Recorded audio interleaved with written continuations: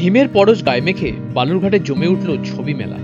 শুক্রবার থেকে শুরু হওয়া এই ছবি মেলার দ্বিতীয় দিন ছিল শনিবার, যা চলবে রবিবার পর্যন্ত, যেখানে প্রদর্শিত হচ্ছে বিভিন্ন মাধ্যমে হাতে আঁকা ছবি ও ভাস্কর্য। প্রথম দিন এই ছবি মেলার উদ্বোধন করেন বালুরঘাটের বিশিষ্ট চিত্রশিল্পী মাধাই সরকার, তাপস রায় ও পুরসভার কাউন্সিলর পল্লব দাস সহ অন্যান্যরা।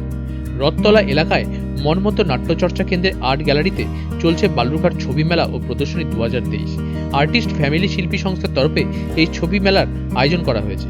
বিভিন্ন ক্যানভাসের উপরে চিত্রশিল্পীদের কেউ জল রং, তেল রং, আবার কেউ পেন্সিল স্কেচ বা অ্যাক্রিলিকের অনবদ্য ছবি এঁকেছেন, যেসব ছবি রীতিমতো তাক লাগিয়েছে বালুরঘাটবাসীকে।